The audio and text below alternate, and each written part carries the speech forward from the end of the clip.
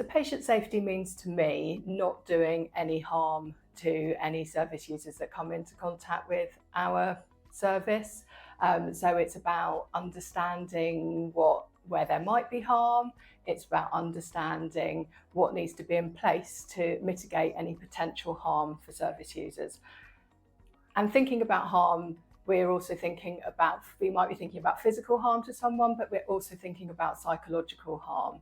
So making sure that they feel psychologically safe is also really important. We might feel that they are safe in our service. We may feel they're not going to come to any harm, but if they're not feeling safe, then they're not safe. From an infection prevention and control perspective, I will expect the patient not to get any infections while they are in the hospital. To me, as a potential patient and a carer, it means feeling confident. It means that in a space where I might be feeling very unwell or I might be feeling stressful, that I feel that I'm in good hands, that the people who are looking after me are knowledgeable, and that if I have any problems, that I'll be listened to.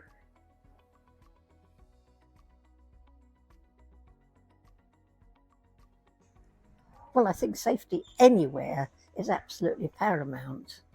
I mean, whether it's in the home or on the road or in the water or in the hospital, and everybody here is very, very safety conscious. They're really very alert.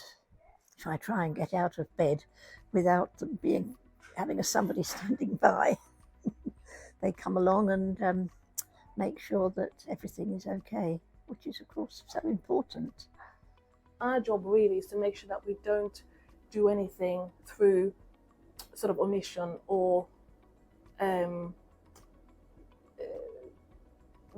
neglect that's going to add to their disease burden, that's going to impact on their well-being, that's going to impact on their quality of life,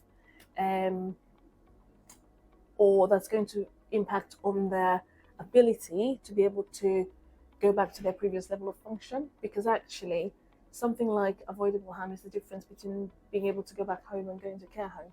Do you know what I mean? So it has a big impact on patients' life.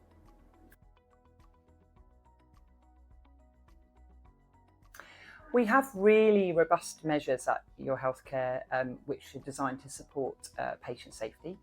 We have an excellent culture of reporting incidents. We follow NICE guidance in terms of the decisions about the care that we provide to people. And when things go wrong, we're honest about it. We apologise to people and we set up action plans to try and address any of those gaps. And this is vital so that people feel confident in the care that we provide. They feel that we are trustworthy when we acknowledge where things might not have gone as well as we would have hoped. And it also is extremely important for us in terms of our regulator, CQC, so that they feel confident that the care that we're providing as an organisation is safe and effective care, and that we're responsive in terms of addressing areas that still need to be improved. For me, and in the conversations I've had with patients, a lot of the issues all kind of turn back to communication. That people feel that they're informed about the situation, that they're not spoken down to, that they're respected and they're listened to. And people have said to me that if they feel listened to, then they feel they're a little bit more in control of what's happening to them, and that makes them feel a lot safer. And the other thing that could make them more safe is that friendly communication. If possible, that staff, even when they're busy, have the time to come and spend a bit of time and talk to them. They are very, very conscious here of safety, and I don't know how they could make it better, because they're very, very watchful and careful all the time.